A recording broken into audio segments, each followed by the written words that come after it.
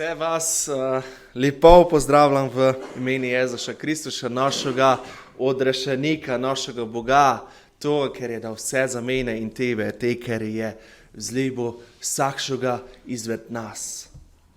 Lepo je ponovno biti v domači cerkvi in z ženo sva veseliva, ka sva leko tukaj eno. In včasih na začetku se vam vsem želeva zahvaliti za vse, ko ste pripravili in vso pomoč pri izvedbi poroke. Posebej pa hvala za vsakšo molitev do zdaj in pa še vnaprej se tudi priporočava vsem vam v molitve. Znate, lepo je biti skupaj z osebo, s katero te je Bog blagoslovil. Z mojo ženo Petriso, to mogne še verjetno večkrat povdaril, kaj je moja žena, se zavedava, ka sva eden drugemu Božji dar, Božji blagoslov. Zato pa se jaz in moja žena želeva Bogu zahvaljevati, ga slaviti, ga častiti in ga učiti živeti resnico, kera izhaja iz živoga Boga, Očeta. Ko pravi Sveto pismo na to, kdo dva gratata eno. Matej 19:6 je ena najbolj osnovnih in znanih, bi lahko tako povedano, poročnih vrstic. Matej 19:6 pravi, tako nista več dva, ampak eno meso, kar je torej Bog združil, tega naj človek ne ločuje. Gratala sta eno in to, ko je Bog združil, se naj ko zgodi. To naj ostane. Toga naj človek ne ločuje. In to je tudi prav, zato ker Bog si želi tudi združena posameznika, tej novi zakonski par, ponuditi na en novi način, v novi okoliščini, ki bi bila v pričevanje ostalim ljudem. Priložnosti do stalno, ampak, vsakši mora biti pripravljeni služiti Gospodi. In to velja tudi za vsakšega posameznika izmed nas. Glasiti evangelij, to radostno sporočilo, to Božjo resnico, to glasiti je delo vseh nas, je delo vsakšega posameznika. In to, kar živimo v Bogu posvečeno življenje, to je pa želja nebeškega Očeta, kar se trudiva jaz in ti živeti po Božjih načelah, po njegovi željaj, po njegovi zapiske v Svetom pismi. Želej, ka sva jaz in ti sigurno v njegovo ljubezen in v njegovo zvestobo. Hvala Gospodi, ka smo že spoznali resnico in leko po njej živimo. S Petriso, mojo ženo, sva opazila fejs hitro, ka pa ne samo človek tej, kak smo prešteli v resnici zaglih, ker bi mogoče želel ločevati to, ko je Bog združil. Biblija opozarja na nekaj drugega. Je še nekak drugi, ker mi je ne to fajn, ker mi se ne vidi to, kdo se nekaj združi, kdo grata nekšna zveza. Je nekak, ker je uživa v tom, kdo je razdor med ljudmi. Kdo se delajo slabe stvari, kdo se uživa v grehi, kdo se odnos z Bogom pretrga. In te nekak v tom svetu je napravil že ogromno dosti škode in razdorov in to, da delo še dole. Vsi znamo, kaj je to hudič, kaj je to šatan, kaj je to naš nasprotnik. 1. Peter 5. poglavje 8. vrstica pravi tak: trezni bodite in budni, vaš nasprotnik hudič hodi okrog, kakor rjoveč lev in išče, koga bi požrl. Hudič je zapisano, je na preži, ka bi zgrobil nekoga, ka bi zlomil nekoga, ka bi strol nekoga, ko je lepoga, ka bi uničil nekšne na novo postavljene stvari, ka bi zlomil vernike in vzbil zaupanje v Boga, v našega Očeta, v toga, ker je že vse te velike in lepe stvari včinil za nas in še dela za nas. In nažalost jim je to prevečkrat grata. V večino primerih se te stvari začnejo razvijati, izvršavati, tako povedano, v naših mislih, v našem umu.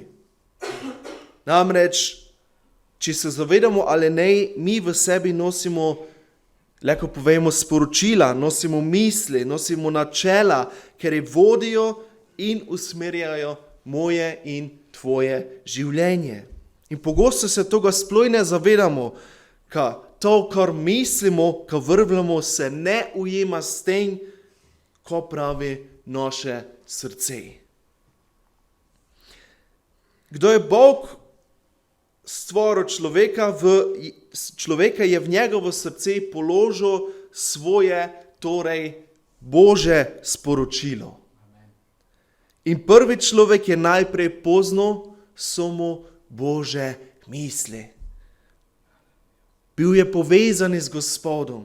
In to je bila ta osnova, po kateri je tej človek živel. To lahko vse preštejemo v Svetom pismu. Je včasih v začetku zapisano. In zapisano pa je tudi nekaj drugega. Te se je nekak drugi pojavil. Javil se je eden drugi glas še. Čine besede so se pojavile. Besede Satana, zapeljivca, lažnivca. Pojavile so se besede te stare koče, bi lahko povedali.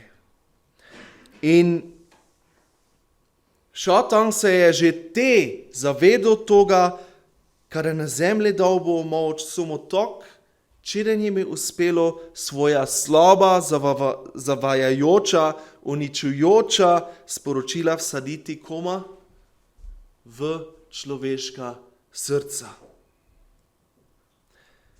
In kako se to zgodi? Kako je Satan nagovoril Evo v stari zavezi? Eva je poznala Božjo sporočilo. Je živela potom. In te je Satan pital, ali je Bog res rekel to, pa to, pa to. Ali je povedal to, pa to. Si gviš, da kaj je to tako povedal? Kaj je tu napravil? Božjo besedo je postavil pod vprašaj in v Evino srce posejal dvom. Probo je dopovedati, ka Bog nezanesljivi in ka preprečuje njeno srečo, njeno radost. In tu je bil zdaj tej kritičen trenutek. Eva se je mogla odločiti, komu da vrvala, komu da zares zavipala. V njenem srcu sta bili dve nasprotujoči se sporočili. Kako štejemo v začetku Svetega pisma, znamo, kaj je od začetka, kako smo že povedali, bila na eni strani ta čudovita ljubezen do nje in njenega moža Adama. In pa tudi opozorilo o drevesi spoznanja dobrega in slabega. Bog njima je povedal, kako pa kako. Na drugi strani pa je bilo kakšno sporočilo. Bila je kačina vaba, nezavipanje Bogi in prepovedani sadež, ker bi njivaj noj napravil kot Boga. In ta odločitev, komu je Eva vrvala, da je imela ogromne in dolgoročne posledice za njo, za njenega moža in za vse potomce. In toga Eva in Adam te še ne sta razmila, sta se ne zavedala. In en stari pregovor pravi tak, če se vrže pesek med dobro naoljene zobnike, začnejo zastajati, zatikati se in pesek povzroči škodo. In tako se je zgodilo. Človek je tome peski sledil, torej sleduje sporočili koče. In mislim, ko se zavedamo, ko so poleg znanja o Božji dobroti, leko v srci nošamo tudi dvomi, lahko so tudi strahovi, lahko so nesigurnosti. Pri samemu sebi sem to tudi opazil. Znal sem, ko je Božja obljuba. Sem jo sprejel in jej vrvlen. Ampak proti tome se je stalno probalo postavljati nekšno nasprotno kontrasporočilo, ker je probalo sejati dvom. Sveto pismo nam v Efežanom 6. poglavju 10 do 18 govori o boji proti zlu, proti slabemu. In v tom tekstu, ne bomo ga zdaj šteli, v tom tekstu smo spodbujeni in opozorjeni, ka se noj obranimo Satanovih misli in njegovih prepričanj, ker je nam jih dnevno meče naproti. Ne inak na mesec, da si zgočiš en vikend, ti nemam dosti te frajti me leko mantrasting, ali pa ne inak na keden, kot nekšen ritual, ja, damo to skozi, pa idemo, ampak nas šatan želi resnično zlomiti, nas uničiti, nas streti, razdrti, raztrgati vsak še den znova in znova. To so ne besede, ker bi imeli tako površinski pomen, ampak šatan se želi uničiti moje, se želi uničiti tvoje življenje. Mogoče se ne zdi to tako direktno, ampak tako je. To je šatanova želja. Videti mene in tebe trpeti, se mantrati, biti žalosten, razdreti. To je njegova želja. In to, da se trudi doseči vsak še dan znova in znova. Zato je pomembno, ko poznamo Božjo besedo, ko jo dnevno preberemo in preučujemo, ko se zavedamo Božje obljube, njegove zvestobe in njegovega usmiljenja mene in tebi. In to mi boje ne moremo pobegniti. Zato se splača opremiti samoga sebe z vso bojno opremo, ker nam jo predpisuje Bog. Poznamo te tekst, kako sem omenil, Efežanom 6. poglavju 10. do 18. vrstice, imamo zapisano, ko nam Bog priporoča, s čim se naj opasamo, opremimo. Zato, ko šatan, da je izkoristil naše življenjske okoliščine, da nas napadel z njimi v naših mislih, v sprednje naših misli, da probo postaviti to slabo sporočilo, te slabe misli.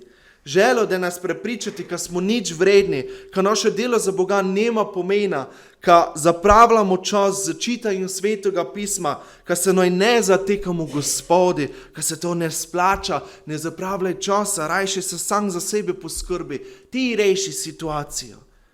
Da želo prekiniti našo povezavo, naš odnos z Bogom, ali pa da na vsakši način želo preprečiti, ka se to sploh zgodi, ka bi se nekako sploh prišel do spoznanja z Gospodom.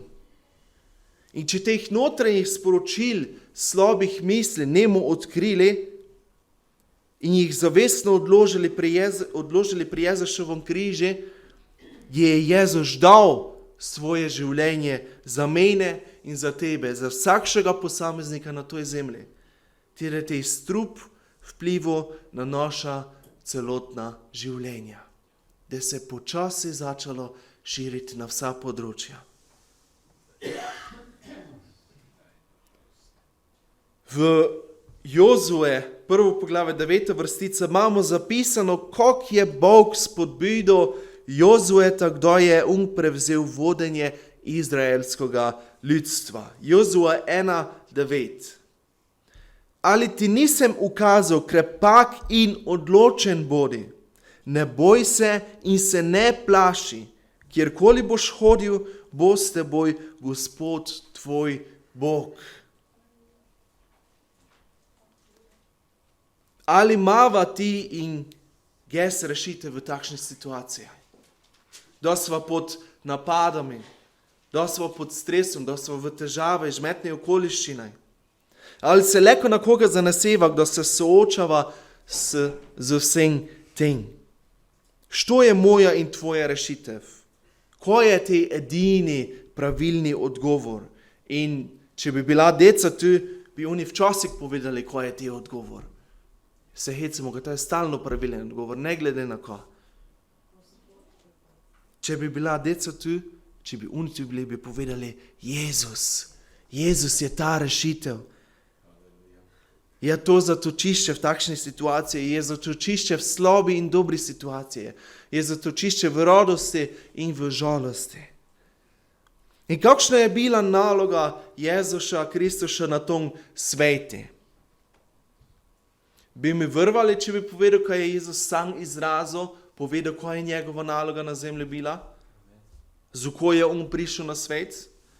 Imamo zapisano, Luka, 4. poglavje, 18. do 19. vrstica. Duh Gospodov je nad menoj, ker me je mazilil, da prinesem blagovest ubogim. Poslal me je, da oznanim jetnikom prostost in slepim vid, da pustim zatirane na prostost, da oznanim leto, ki je ljubo Gospodu.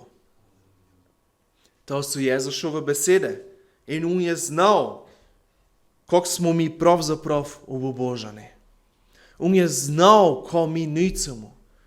On zna, koliko je nam je bilo vkradnjeno za volo šatanovega zavajanja. Zato je prišel Jezus na to zemljo. Prinesel je novo sporočilo, ker se glasi, Bog nas ljubi. On z veseljem spet sprejme vsakšega izmed nas. On obljublja, kada nas obdaro z darovi in nam ponuja živ odnos z njim. Od mene in tebe samo pričakuje, ko pridemo do njega v ponižnosti in z odprtim srcem zovemo njegovo ime. Jezus pozna te nasprotna sporočila, ker so leko tako močna, ko ovirajo in vežejo vsakšega izmed nas. Svetom pismi štejmo tudi, ko je on tudi bil skušan, ko je Jezus tudi dal to skozi, ko ga je šatom tudi probo, koli prinesti, po naše povedano, ga napeljati, ko naj to pa to napravi. Pozna jih in se je soočil s tem, ampak on je tudi zmožen te prepričljive, zavajajoče vezi pretrgati in zlomiti. Njihovo moč lahko on odstrani iz naših življenj. Jezus je znal, ko nas te zasidrana negativna sporočila napravijo slepe za Božjo slavo, veličastvo, veličino in ljubezen. Zato nam želi odpreti naše notranje oči. In tam, kjer se to zgodi, ne obvisimo v življenjskih težavah, temveč v izzivaj, v preizkušnjaj vidimo Boga, ker je večji, kot pa vse to. Znamo, ko nas on vodi skozi vse in omogoči, ko se stvari spremenijo na boljše. Bog zdigne svoje obličje na nas in nam govori, ne boj se, jaz sem s teboj. Jezusova moč zadostuje za vse.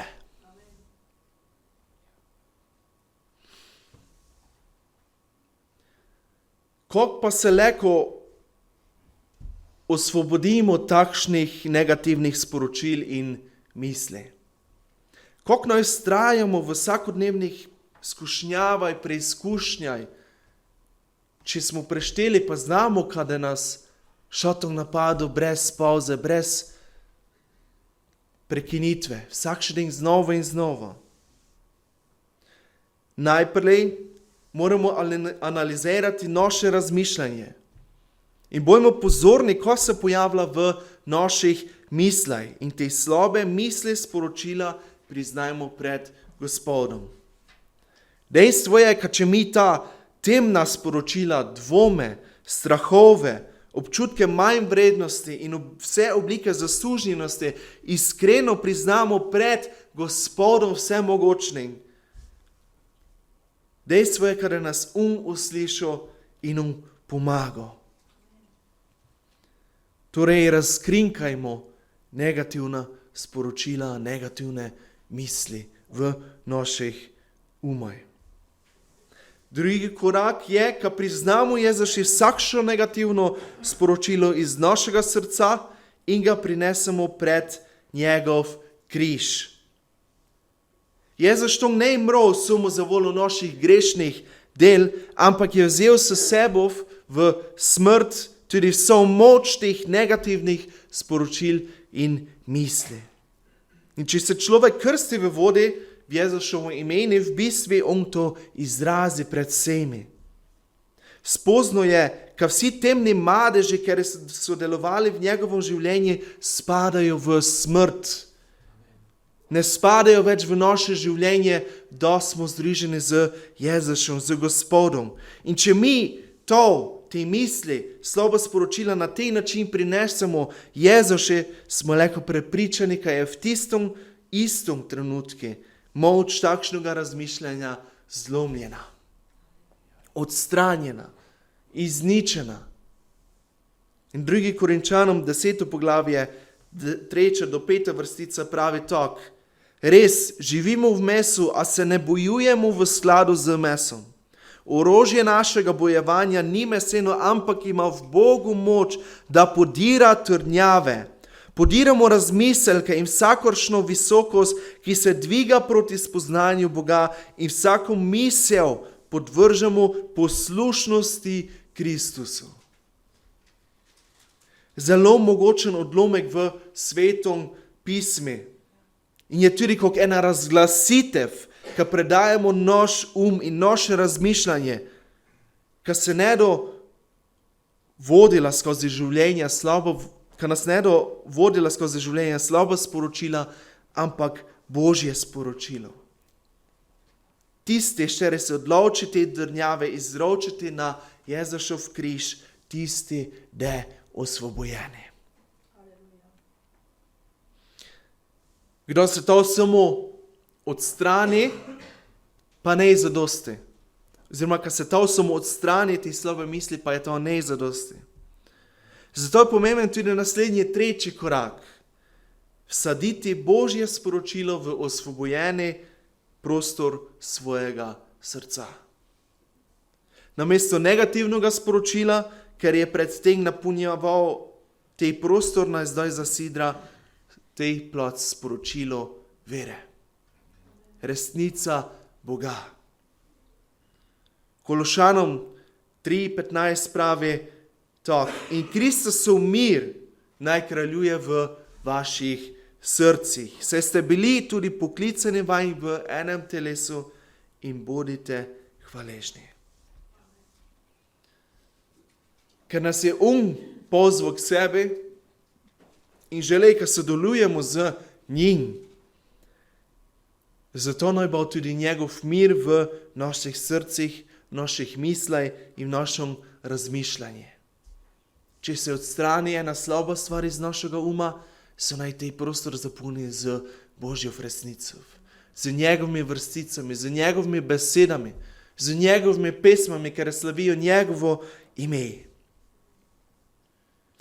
In tako smo spoznali, kaj moramo razkrinkati, izpostaviti negativna sporočila, misli, moramo jih prinesti pred Jezusov križ in jih nadomestiti z Božjo resnico. Ostane še samo zadnja stvar. Stražimo naše misli. Branimo, čuvajmo, pazimo na naše misli. Ne pustimo se ponovno premagati na peloti od šatana, ampak stojimo trdno na večnem temelju, ker je Kristus.